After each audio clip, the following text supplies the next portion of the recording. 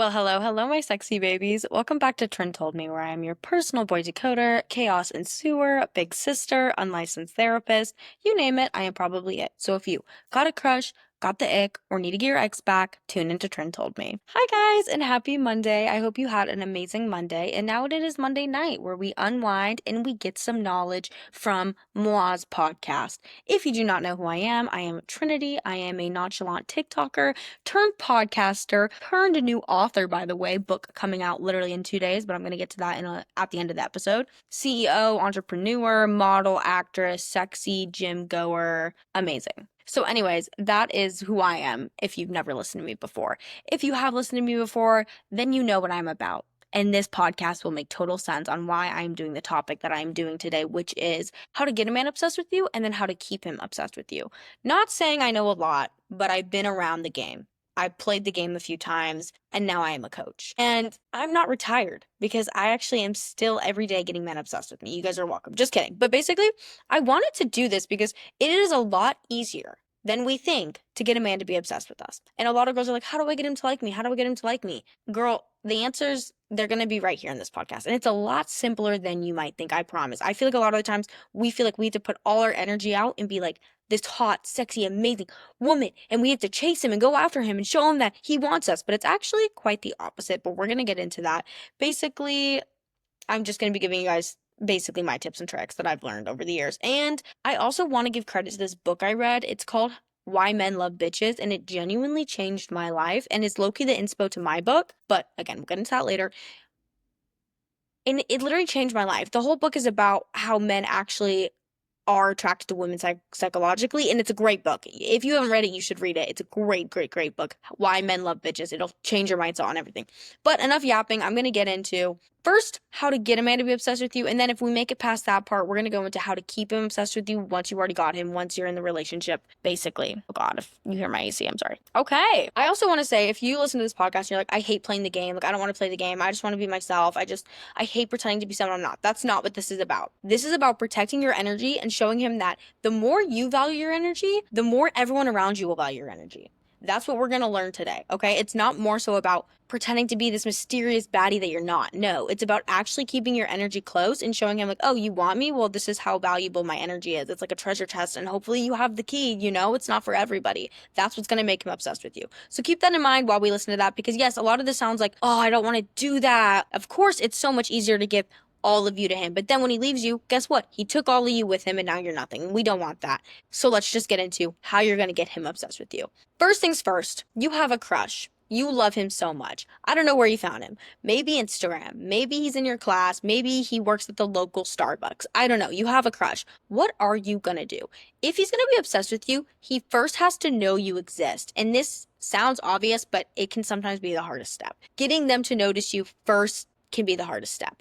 But it's not impossible, baddie. It's really not. You just have to plant yourself into his life mysteriously, nonchalantly, not obviously, coincidentally, okay? So let's say, example, he goes to your school and you really like him. He's a grade above. You never see him. What are you going to do? Oh, but you have the same lunch? Well, baddie, it's time to move lunch tables and you're going to go sit with your friends at the lunch table adjacent to him. He just has to know you exist. That's all you have to do right now. Just let him know you exist. Now you're sitting in his peripheral vision or in his line of sight. How do you even get him to notice you though? Don't be that girl that's overly laughing at everything and being so obnoxious, okay? The thing is, we want him to notice us and then notice how nonchalant and mysterious we are. The thing that you can do to get someone to notice you, even when you're not trying to, is just wearing bright colors. And yeah, that's scary. You're like, oh God, everyone's gonna look at me. Well, yeah, but your crush is also gonna look at you. And if you act like you own that color, like you meant to wear that color loud and proud, no one's gonna doubt you. So put on that red shirt and go to lunch. Red attracts people's eyes. It's a very bright color and it's also a romantic color. So when he sees red, he could associate you with some sort of romance, some sort of lust, some sort of freaky vibe, which low-key you want in this situation. So wear that red color, wear that bright yellow color, wear that orange color. Just don't be insecure about it. Wear it and wear it proud because you are that girl. So now you're wearing a bright color. You're in his line of sight. So you have to be there in a few days in a row. If it's over social media, I'm sorry, I'm going to say it, like his story. Follow him. You have to get him to notice you. And it doesn't have to be weird. It's not weird. Guess what? Social media is for following people. It's not weird. In real life, if he sees you, it's not weird. You also are a living human being in this world, and it's not weird that you guys are sitting at adjacent lunch tables. That's very normal, okay? Act like it's normal. Never be too obvious about it. Don't stare at him when you're sitting adjacent at the lunch table, okay? You know he's there. That's all you need to know. All you need to know is that he's there. And guess what? You don't care if he walks away. You don't care if he leaves. You don't care if the plan's not working. You walked over to that lunch table and you sat down like a confident baddie, and that's what really matters, okay? But he probably does notice you because you're sexy AF and you're wearing bright red, so he probably notices you. If you guys make eye contact, which you should try at least once, don't be weird about it. Don't be staring at him the whole time, okay? And I know it's hard because he's so sexy, amazing, and you want to stare at his sexy shoulders. Don't do it.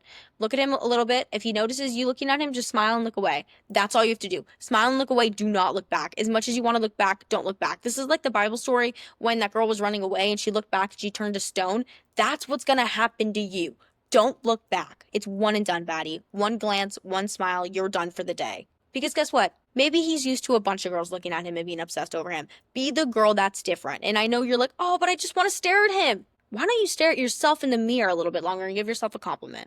There, I just fixed your issue. Then you have something else to stare at. Okay, first things first, you got into his line of sight carefully, nonchalantly. Don't make it obvious. I swear to God, don't make it obvious. Be mysterious about it. Okay, baddie?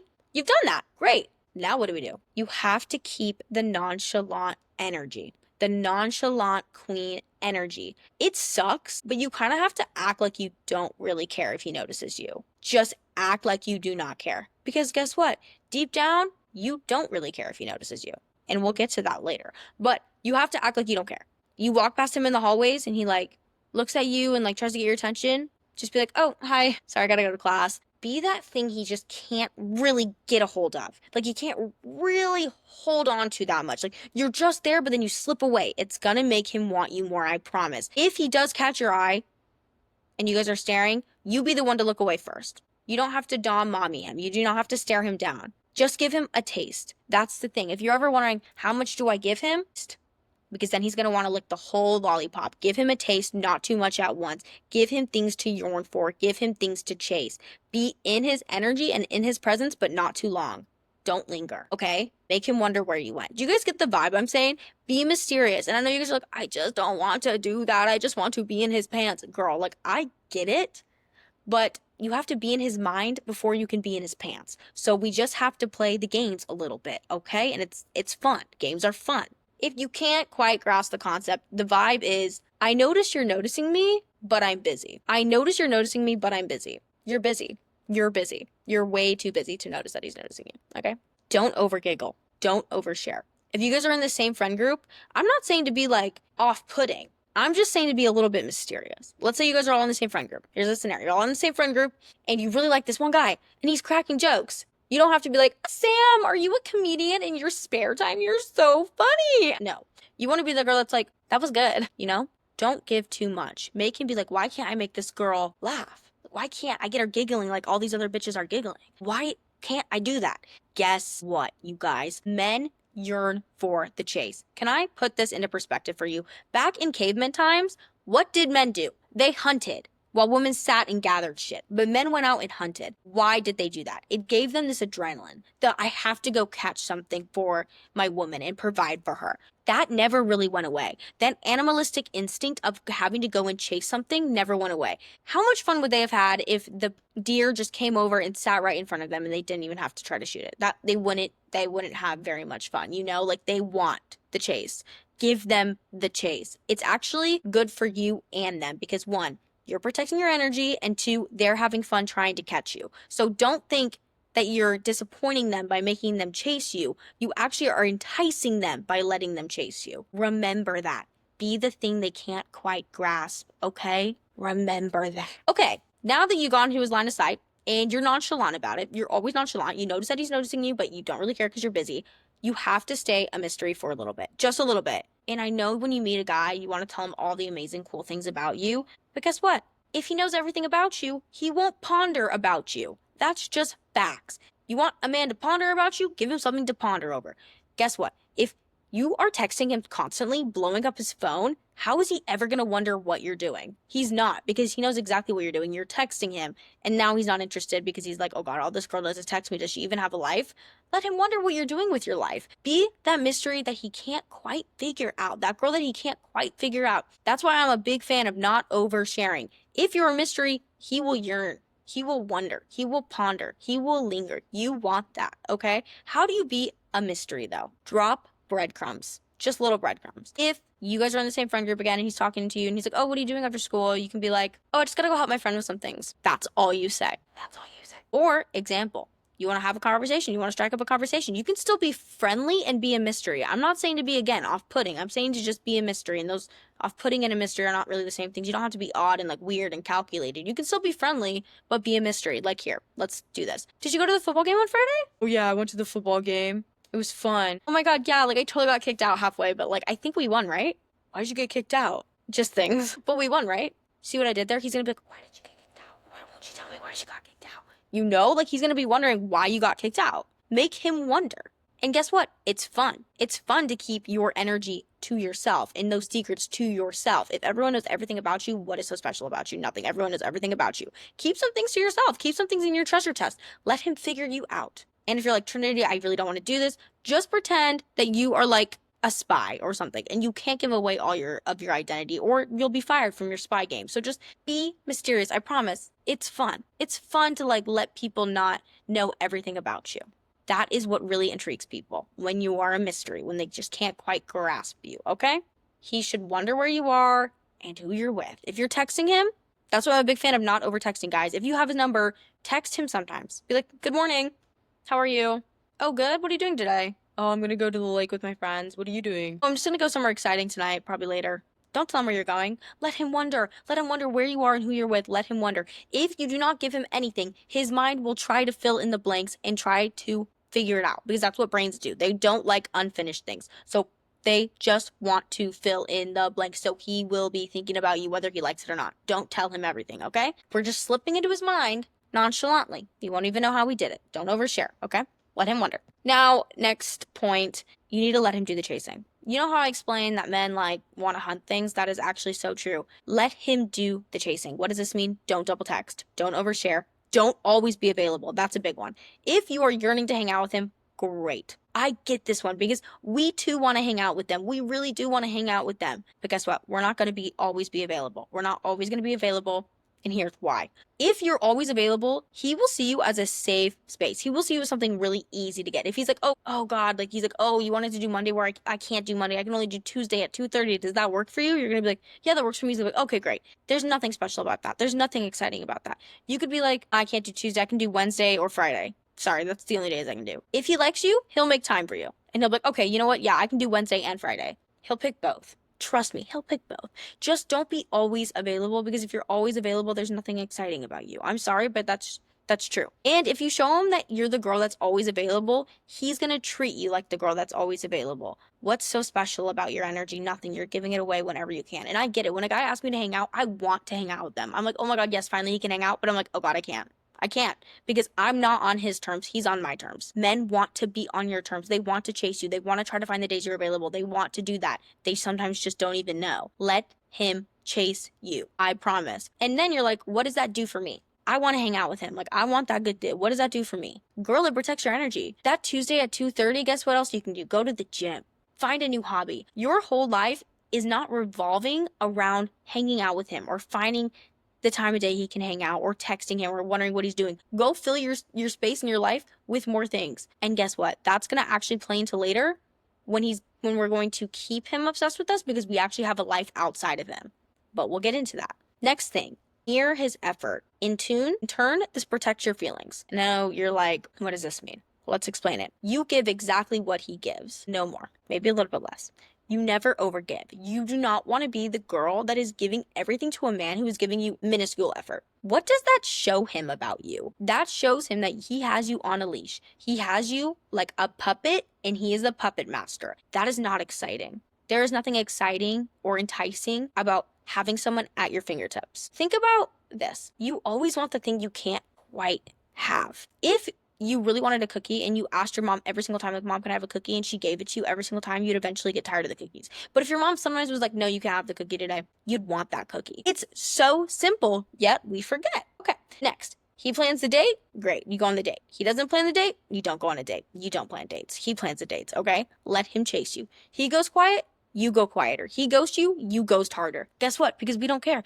And if he's gonna play those games, oh baby, we can play them right back. We are not gonna be at your fingertips letting you play us, okay? No, no, no. We are 4 steps ahead. Another thing, boundaries. They make you addictive. People want what's scarce. If you can't hang out on Monday because Monday's your self-care day, you stick with that. You never let him wiggle his way into your Mondays. That is your day. You show him that you value yourself and he will value you right back. And again, maybe you want to hang out with him every day. It's so fun to hang out with him every day.